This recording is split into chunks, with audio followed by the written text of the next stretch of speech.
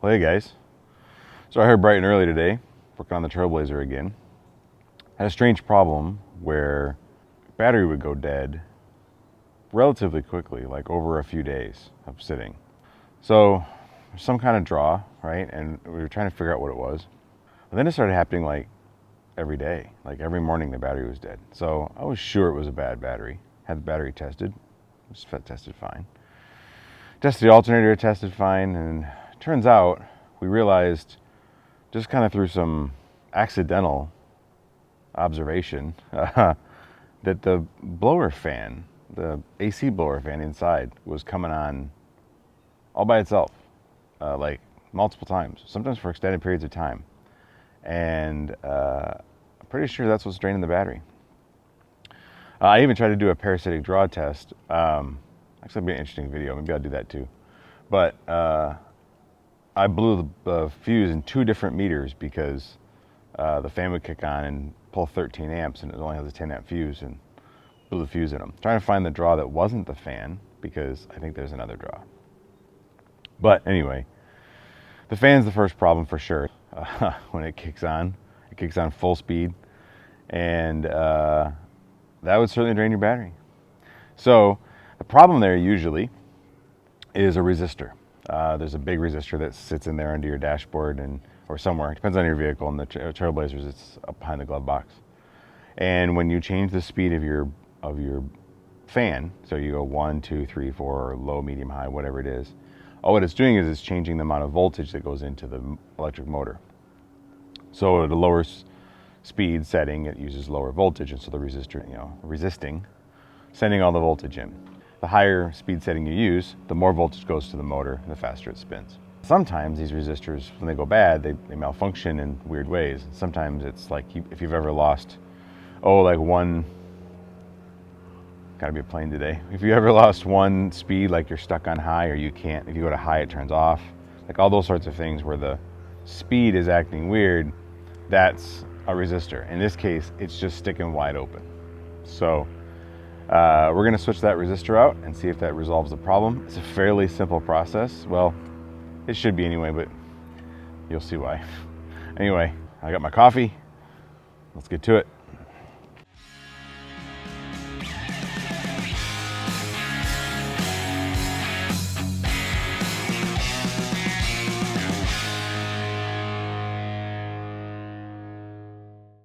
So, first thing we gotta do is we gotta get access to this. So, there's a kick panel down here that has to come off first, and we're gonna have to take the glove box off. So there's 2 7mm screws at the bottom here.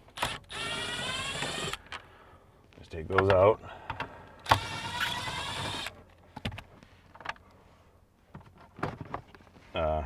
Okay, so there's usually a couple of wiring harnesses that plug into this thing, but they're disconnected.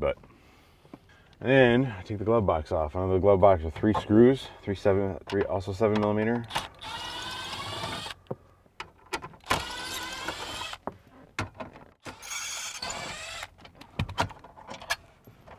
Should just pop off. There we go. Now we have full access in here. Okay, let's see if I can get you up under here. This is tight up here. This is your blower motor. And then right back there is the resistor. There's 2 screws that hold it in. Those are, I believe, 5.5mm. And it's got a connector that comes up to the wiring harness. Comes up through here and into your controls. And then the other one is where'd it go? Here it is. The other one is a wiring harness that goes to the blower motor itself. So I'll pull those 2 screws out and we'll get the resistor out. Pretty simple stuff. All right, so we have the resistor down. Just take those 2 screws out. And you can see, I don't know if you can see that very well on camera, but it's pretty rough looking. It's kind of corroded, and some of the different components are looking pretty rough. So there's a connector that goes on here. It's easier, I found anyway, it's easier to get the wiring off after you pull this down. There's a connector, just a little flip up clip on the back here. That comes off, that goes to your control box, and then this goes to the fan. And that has a one up on the fan itself, just a little push pin. There we go. Come on. So as clipped in, you just pushing this pin in here and then pop it out. And then this is our new one. Now I said before, this should have been an easy job. Here's why it's not going to be so easy. Cords aren't the right length. And it's too short. Let's see how this makes us bend here. This is almost going to make it this far. And everyone I looked at have an 8-inch pigtail. And this is like 11, 10 and a half. So I don't know why that's true. I couldn't find one with a longer cord. So I'm going to have to cut this one off and cut this one off and splice it in and make a longer cord. Yeah, that'll be fun. All right, so fun little driveway wiring job, I guess. So let's cut the longer one off, strip it down. I'll do the same thing here. I'm going to cut longer though, so just to give myself some slack. No reason to cut it too short. We'll just tuck the wire up if we have to. Strip those ends. It's never easy, is it? Everything's got to be a process. So now we'll butt those two wires up. Now we have a really long pigtail. We got plenty, right? So what I've got are these waterproof connectors. I don't know if I need waterproof connectors in here. It's inside, but that was pretty corroded, and it was a lot of the blower motor looks a little rusty too. So might get a little bit of moisture in here from time to time, and we live in a humid part of the world, so better safe than sorry, I guess.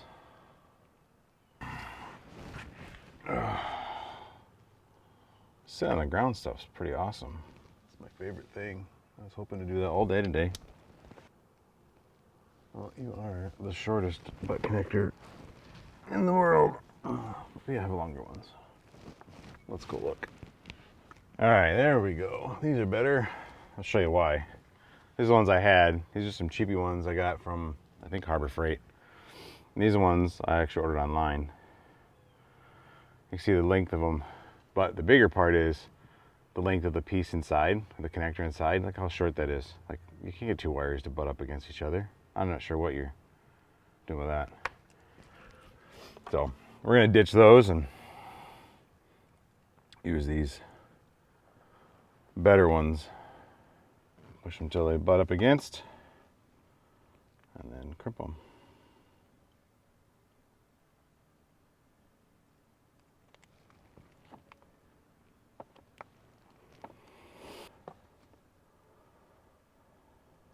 We'll do the red side now. Let's get this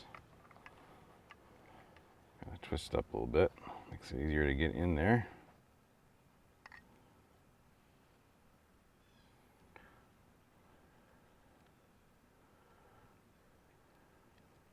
There we go. Get that side in. It's interesting. The wire on the new resistor is thicker. Slightly, maybe more like a 10 gauge than a 12, or maybe it's 12 and 14, not sure which, but it is definitely thicker. All right, so once you have them connected, take some kind of heat source, a heat gun, a lighter, a little torch. You just kind of give it some heat and they shrink right up. It's easier with a torch because it's a little more manipulatable. Also light better, apparently. Ooh. Don't light it on fire. All right, now they're sealed up. I'll go let them in to cool, and we'll get it back in. All right, it's hard to hold this and hold the camera at the same time, so you guys are gonna have to trust me on this one, getting this back in. It goes in with the wiring facing outward,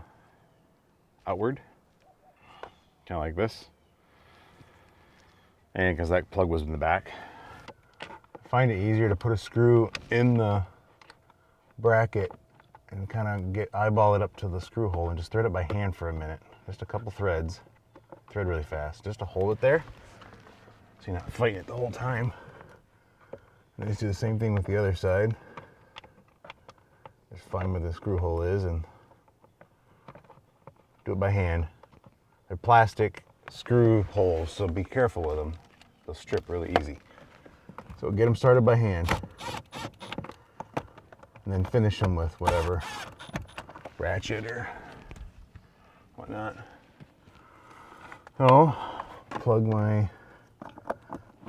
controls connector back in, then plug in the motor, maybe. There we go. And now I'm gonna go in. Put the fuse back in and see what's going on. All right, so we're all hooked up. Fuse is back in, no fan, which is good, because it was on all the time, and now it's not on. Now, let's turn the key on. And let's give it, so we got one, it's on ever so slightly.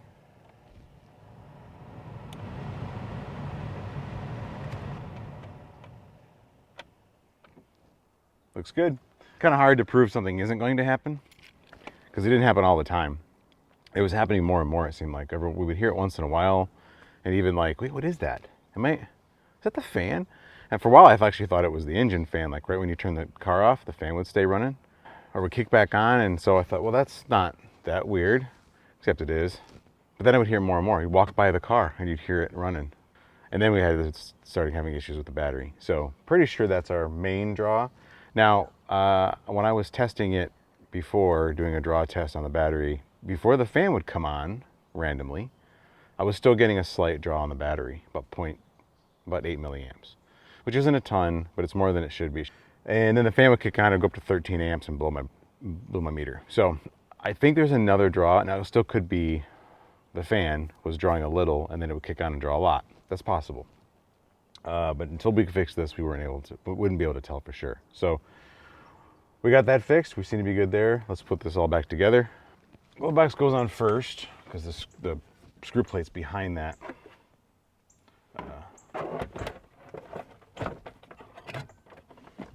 And that kick panel. You gotta make sure you're all the way up. And again, it's like the other ones. I just feed a screw in, give it a couple threads so it doesn't fall on my head.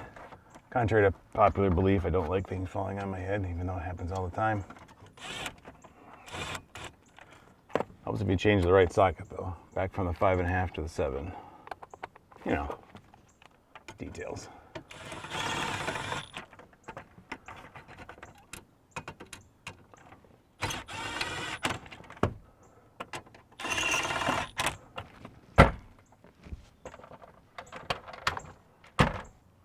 Well, how am I missing a screw already? Oh, never mind, there it is.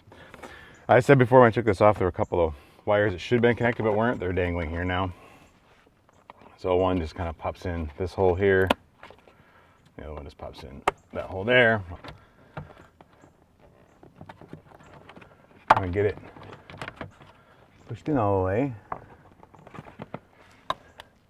Actually, those go up higher here. Explains a lot. So I put those in the wrong spot.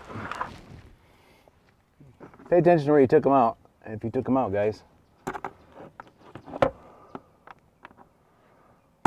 There. Goes. Don't reach. Goes those top ones.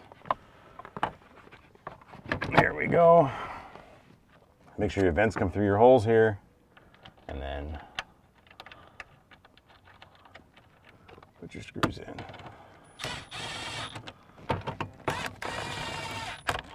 So I can't do another draw test because the fuses are blown in my meter, and I'm waiting for new ones to come. I ordered them yesterday, but they won't be here for a couple days.